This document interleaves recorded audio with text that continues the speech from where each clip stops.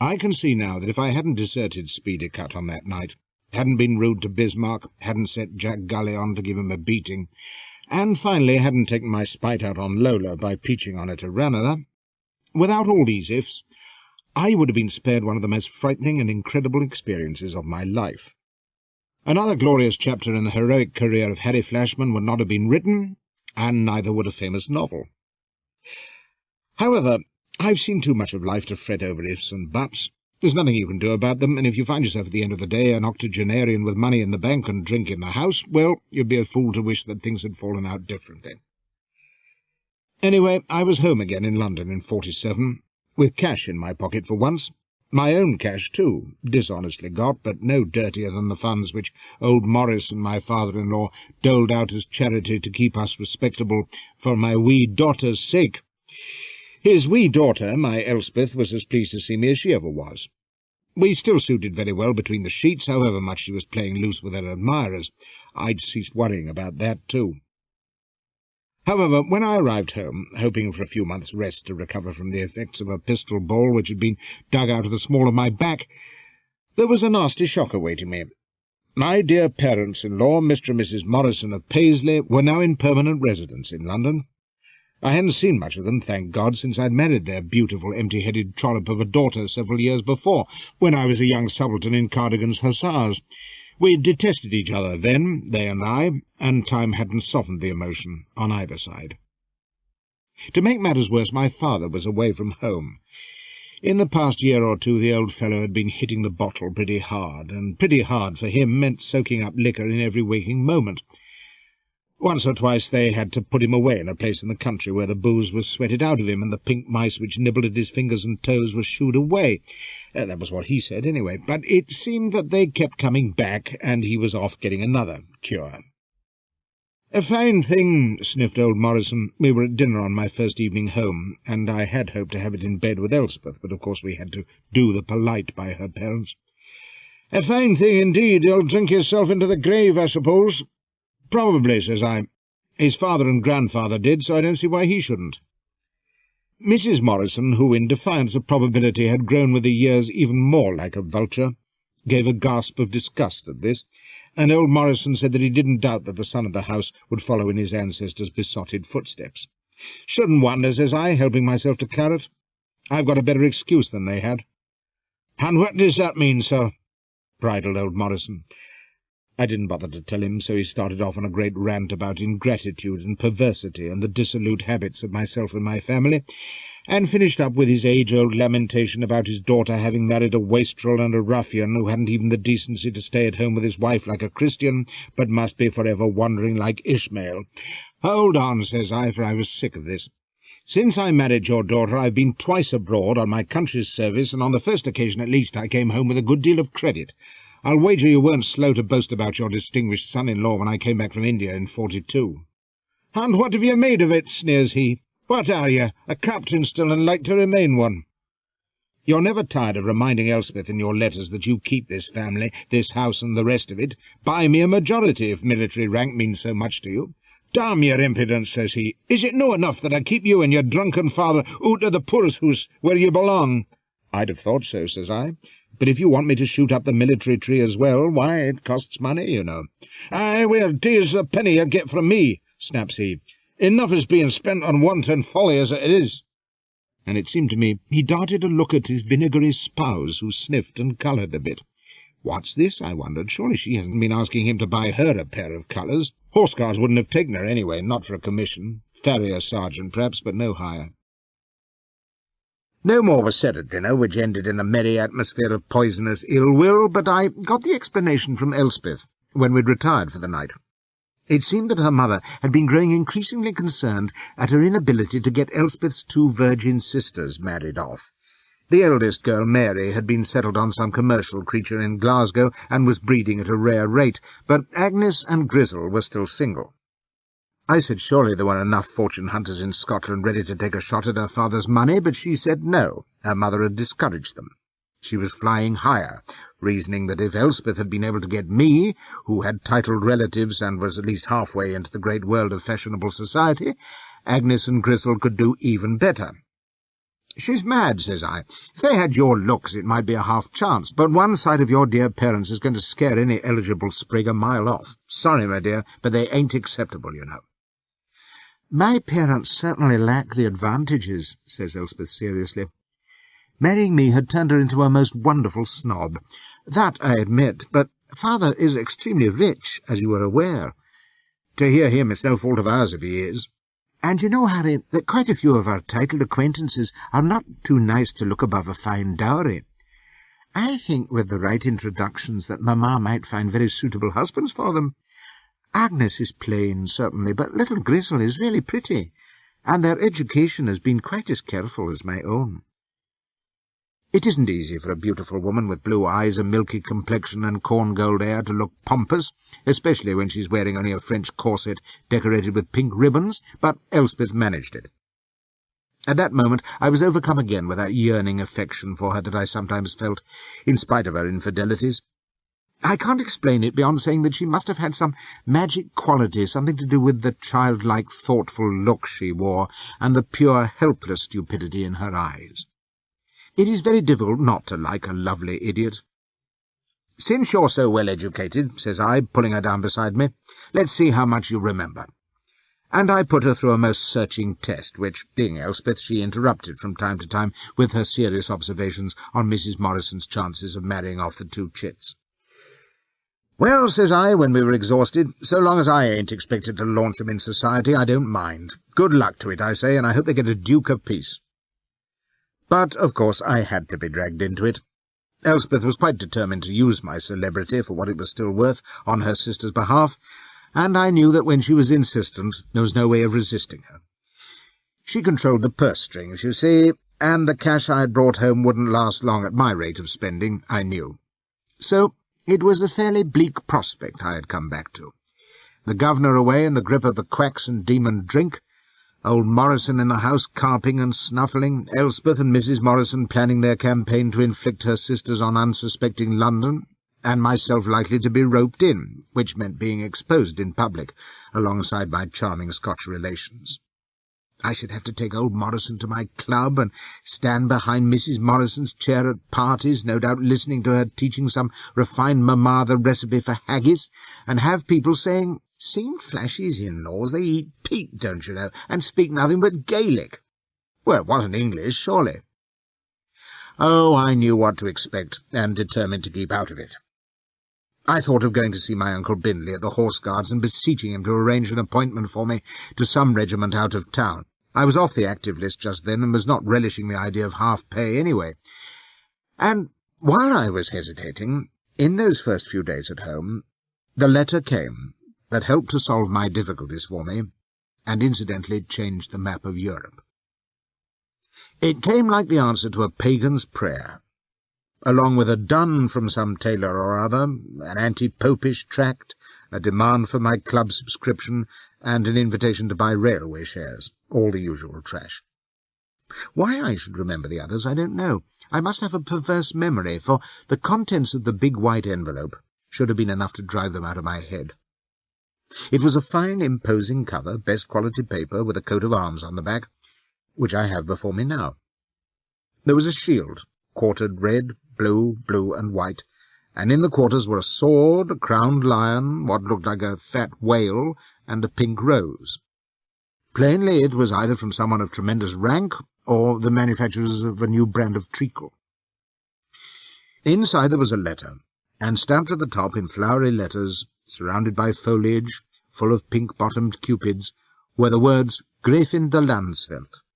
And who the deuce, I wondered, might she be, and what did she want with me? The letter I reproduced exactly as it now lies in my hand, very worn and creased after 60 years, but still perfectly legible. It is, I think, quite the most remarkable communication I have ever received, even including the letter of thanks I got from Jefferson Davis, and the reprieve I was given in Mexico. It said, "Most honoured Sir, I write to you on instruction of Her Grace the Countess of Landsfeld, of whom you had the honour to be acquainted in Londres some years ago. Her Grace commands me to inform you that she holds the warmest recollection of your friendship, and wishes to convey her strongest greetings on this occasion. I made nothing of this. While I couldn't have recited the names of all the women I had known, I was pretty clear that there weren't any foreign countesses that had slipped my mind. It went on.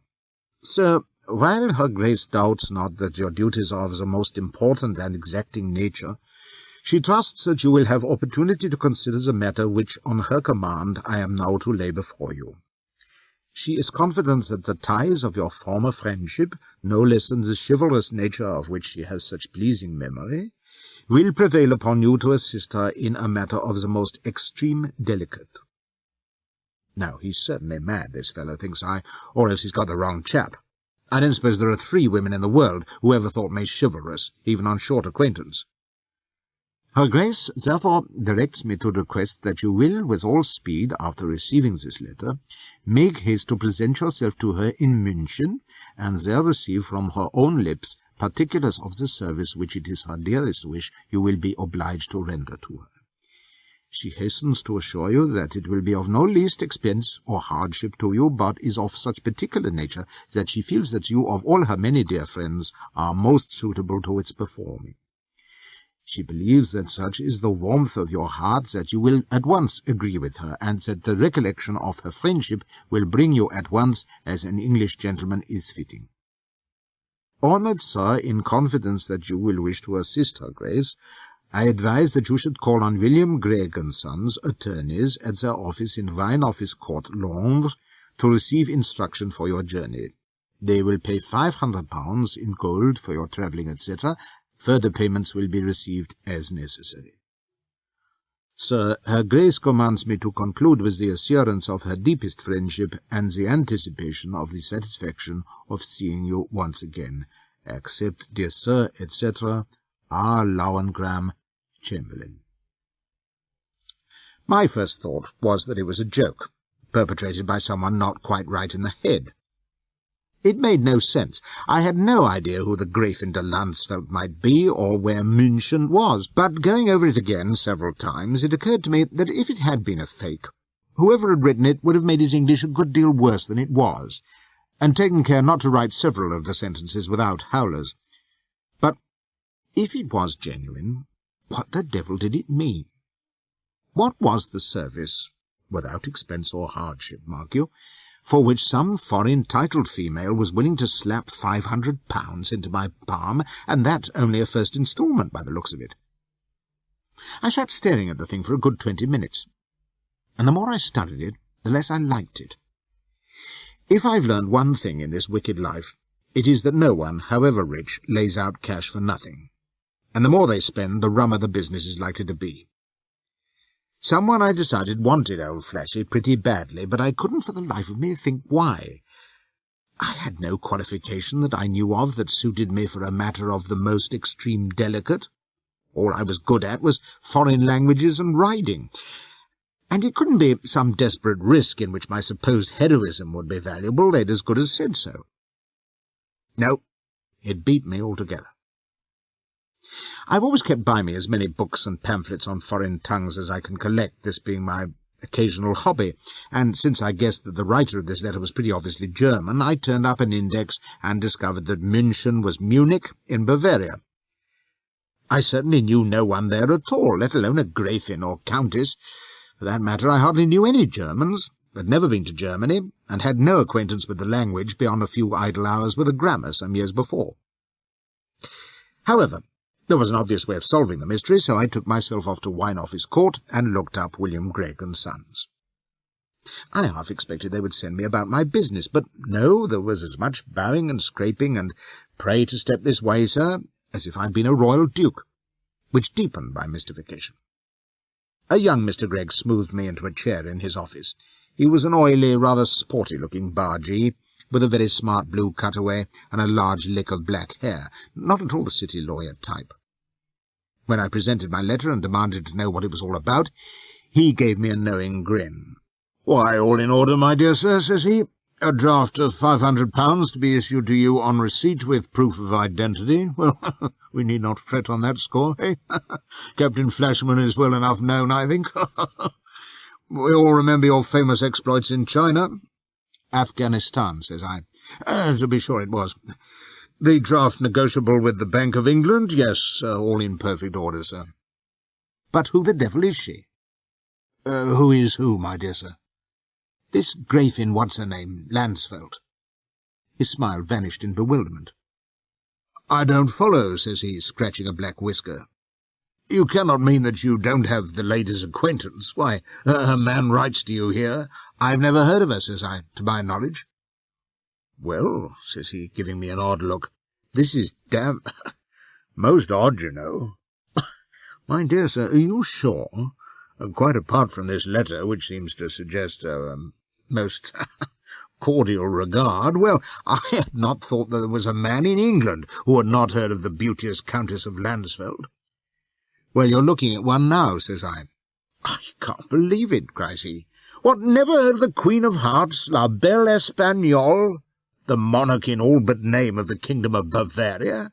My dear sir, all the world knows Donna Maria de... what is it again? And he rummaged among some papers. Ah, here it is. Donna Maria de Dolores de los Montes, Countess of Landsfeld. Come, sir, surely now. At first the name meant nothing, and then it broke on me. De los Montes? You don't mean Lola Montez. But who else, sir?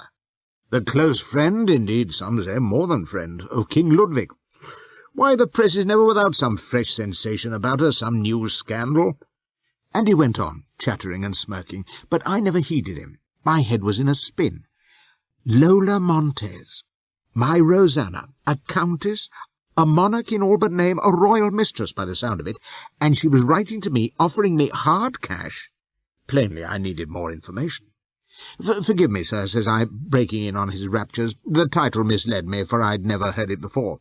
When I knew Lola Montez, she was plain Mrs. James. Oh, dear me, my dear sir, says he, very whimsical. Those days are far behind us now. Our firm, in fact, represented a Mrs. James some years ago, but we never talk of her. Oh, no, I dare say not. But the Countess of Landsfeld is another matter, a lady of quite a different colour. When did she come by the title? Why, some months ago. How you should not... I've been abroad, says I. Until this week I hadn't seen an English newspaper in almost a year. I've heard of Lola Montez's doings, of course, any time over the past 3 years, but nothing of this. Oh, and such doings, eh? Says he, beaming lewdly. Well, my dear sir, your friend at court is a very great lady indeed. She has the kingdom under her thumb, makes and breaks ministers, dictates policies, and sets all Europe by the ears, upon my word. Some of the stories... Well, there's an article in one of the sheets calling her the modern Miss Alina. He dropped his voice and pushed his greasy face towards me, and describing her picked bodyguard of splendid young men. What, sir? Eh? She goes abroad with a guard of cuirassiers riding behind her coach, sets her dogs on whoever dares to cross her path. Why, there was some unfortunate who didn't doff his cap, sir, flogged almost to death. True, sir, and none dare say her nay. The king dotes on her. His courtiers and ministers hate her, but go in fear and trembling. The students worship her. For luxury and extravagance, there's been nothing like her since La Pompadour, they say. Why, sir, she's the 9-day wonder. Well, well, says I, little Mrs. James. Oh, pray, sir, he pretended distress. Not that name, I beg you. It is the Countess of Landsfeld who's your friend, if I may be so bold as to remind you. Aye, so it is, says I. Will you tell me what she wants of me, then? My dear sir, says he, smirking, a matter of the most delicate, is it not? What that may be, surely you are in a better position than I to say, eh? But you'll be going to Bavaria, I take it, to hear the particulars from her own lips? That was what I was asking myself. It was unbelievable, of course. Lola a queen, to all intents, that was wild enough, but Lola seeking my help, when our last encounter had been distinguished by the screaming of abuse and the crashing of chamber pots, to say nothing of the furore at the theatre when she'd seen me among her betrayers. Well, I know women are fickle, but I doubted if she remembered me with any affection. And yet the letter was practically fawning, and she must have dictated the sense of it, if not the words. It might be that she had decided to let bygones be bygones. She was a generous creature in her way, as so many whores are. But why? What could she want me for? All she knew of me was my prowess in bed. Did the maîtresse en titre want to install me as her lover?